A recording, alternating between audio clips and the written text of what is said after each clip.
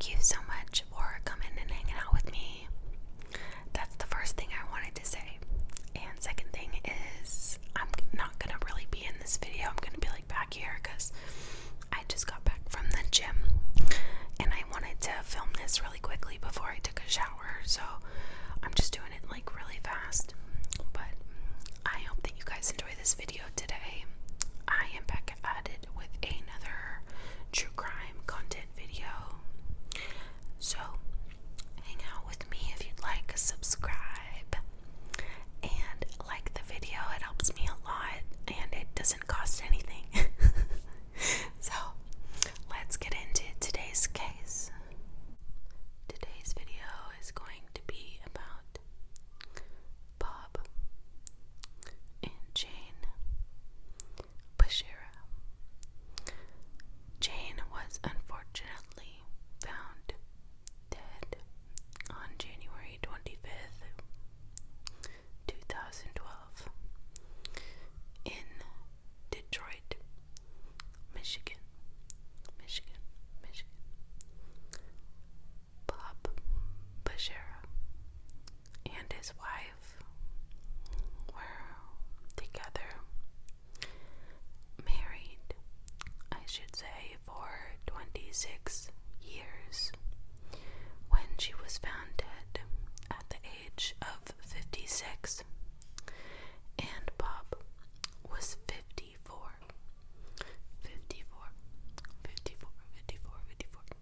Jane worked for an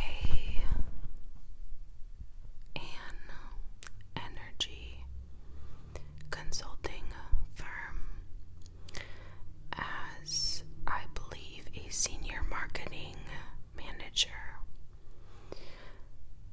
The day before she passed away, or the last day we could say she was found alive or seen alive, was on January 24th, 2012.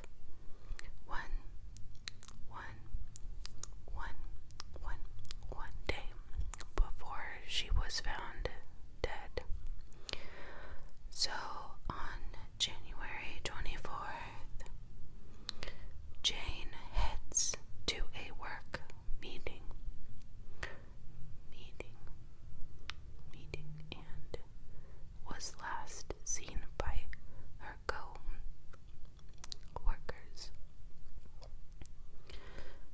After this, Bob was,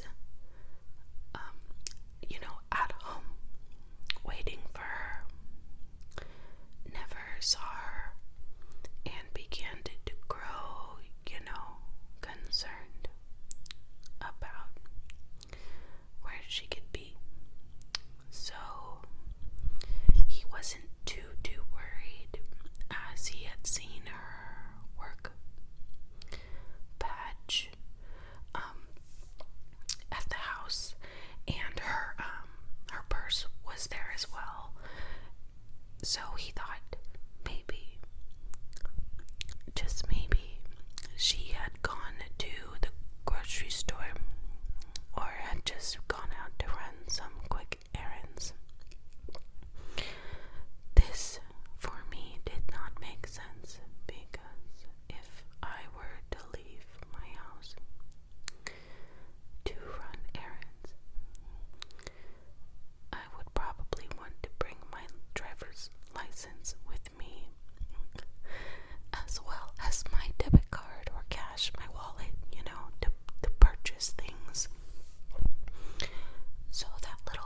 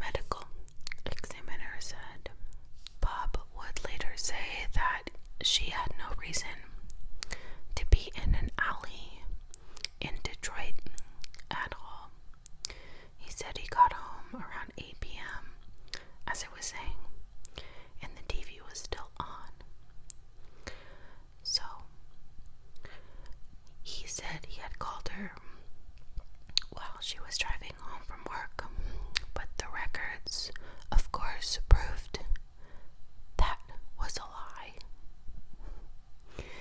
Jane's funeral began, and so did the investigation. There was a vigil held, and Bob did not speak at her vigil. Grosse Pointe Park Police Station called Bob down to speak with them, and he had no hesitation. He went down right away to the police station, and when he was there, however, he was told to take a polygraph test and failed. He failed when he was asked if he had any involvement in his wife's disappearance. 2 days after his wife was found beaten and murdered and left for dead in her own car. So, he obviously had something to do with it. Even though polygraph tests are not admissible in court, I mean, I feel like they have some kind of, I don't know what the word is, grounds for authority or something. I think it should raise some eyebrows. So after this, Bob was considered to be a person of interest. After, the failure of the polygraph test, the police later found traces of her blood in the Bashara's house garage, and that really startled the police. So they put together the theory that she was murdered in her own home, put in the car, driven to the alley and left there. 3 days later, Joseph Gates, a 48-year-old man, said that Bob paid him $2,000 and gave him an old Cadillac just to kill Jane. That Bob, had forced Joseph to do it by putting a gun to his head, doing the whole, if you don't kill her, I'll kill you thing. So they both apparently worked on hiding the body together and putting her there. They actually wanted to make it seem like it was a carjacking gone wrong kind of a thing. So this man, Joseph, actually rented from Bob, as Bob was a businessman who owned many properties and rented to people. So Joseph was apparently one of his tenants. Unfortunately, he had some minor mental issues as well. It was said that he had an IQ up to 67. Bob went over everything with the cops and was still considered a person of interest, even though he claimed to be very, very innocent. Later on, Joseph went to the police and said, "This is what's going on. I was told to kill her." But because this man was mentally ill, apparently, or had some kind of mental lack, he was brushed off by the cops. They said he was like a child, so they didn't take him seriously. Bob said that he had nothing to do with any of this, and he never even owned a gun. He made it clear he wanted people to think he was deranged. He, meaning Joseph. Bob wanted people to think that Joseph was deranged. So, as all of this was happening, info started trickling in about Bob and his double life. Yes, Bob Bashara actually had this double life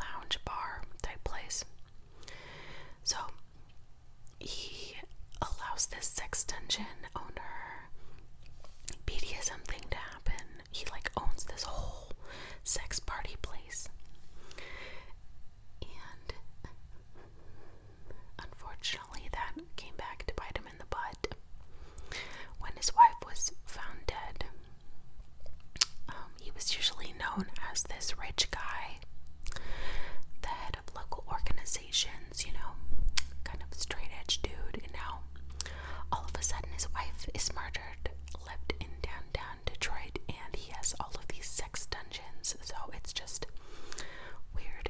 It just wasn't a good look to have a sex dungeon and whips and chains going on under a local pub. It just didn't look good. So the cops tracked down one of Bob's mistresses. Her name was Rachel Gillette, and she had actually gotten fired from Wayne State University on the day that Jane's body was found because she had just left work that day. I know if I were to just leave my job, I would be fired as well. You can't just leave your job. But she left and was then fired. But it was actually reported to be that Bob was kind of in the looks to buy a house with this woman. But she was never found to be a person of interest or anything like that. Even though she was the main side hoe, So all of this with Bob's double life apparently had nothing to do with Jane's life. And he had stated that they had a very healthy, open relationship in marriage. But Jane's not here to really speak for herself, so we don't really know. In court, all they talked about was Bob's, double life and what have you. That was the main talking point of the prosecutors. He actually had many interests in women, a lot of women. There were a few different mistresses, but one thing I wanted to note was that the clothes that Jane was found murdered in was intercepted and ended up being used in court. Not used in court, I'm so sorry. It was not used in court because the medical examiner destroyed all of the evidence, meaning our clothing evidence. They were on their way to the crime lab to be analyzed. But this medical examiner got his hands on it and decided to destroy the clothing, so no DNA could be found from her clothing. The medical examiner said he did not think that the police would want them. So it was kind of obvious that Bob paid this medical examiner off.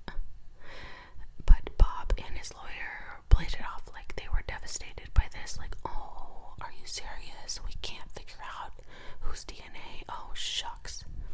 So, while all of this was going on,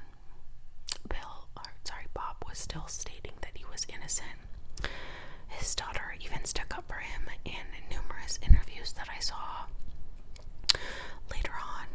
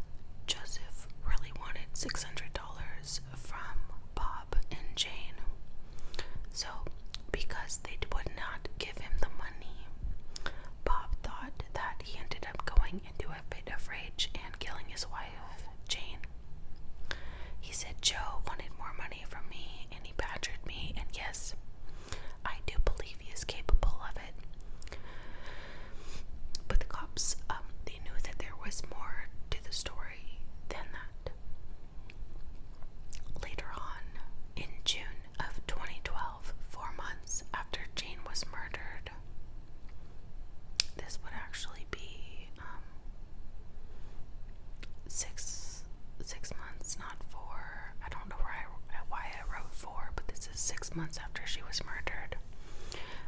This man actually hired a hitman to kill the hitman that he hired to kill his wife. So the prosecution was saying that Bob wanted Jane dead so he could get a hold of her $800,000 sitting in her 401k. Bob was saying that he was recorded saying he was trying to find someone to kill Joe for $2,000, and he pled guilty in 2012 for solicitation of murder. He said that all of this had to do with vengeance. So here we have Joe saying that we're going to kill Jane. Okay, so these two team up, and then we have him getting caught. So his best bet is to just say, you know what, yes, I did plan on getting someone to kill Joseph because he's the one that killed my wife. So anyways, he was kind of screwed. He had a lot of men and people serving him that were turning on him. A furniture store manager was talking to Bob and got him on a wire saying, you know, I find someone to kill Joseph. So he was sentenced to a minimum of 6 years in prison for that. And later on, cops were still putting together what Bob had to do with this murder. So the defense and the prosecution was saying that Bob wanted Jane dead so he could get hold of all of that money, you know. His plan was that he would get to have this cottage and have sex slaves and women there at his every beck and call, that kind of thing, you know, living his submissive woman BDSM lifestyle full time. Two women actually came forward during this trial saying that they were two mistresses of Bob's, you know, besides Rachel Gillette. One goes to talk about how he had ED, erectile dysfunction, you know, and couldn't be passionate with her even though he promised her all of this love and passion, and she just made a fool of him in court saying that he couldn't perform and this and that. Another said that he was a cheating, lying, conniving husband, etc. So in December 2014, Bob Bashara was then found guilty for Jane's murder. Thank God. And a number of other charges in the death of her. So I think there were 6 counts of different things. January 2015, he was sent to life in prison. He keeps trying to get out, but he keeps getting shot down. If you can, go watch any of the trial. You should. The judge is phenomenal. I love that judge. She needs her own TV show, to be honest. So, later, Joe, the guy who was first convicted for her murder, tries to take it all back, saying he alone acted in the murder of Jane, and, you know, that Bob had nothing to do with it, which was a complete baloney. But the bottom line is that this is a complete game changer for Bob.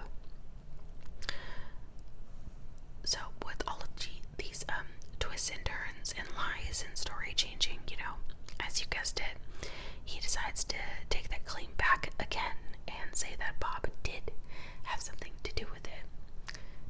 This Joe guy just cannot make up his mind at all. Saying, he says again, Bob pulled a gun on me and said, you know, shut her up, you need to end this now. And Joe said he confessed to breaking Jane's neck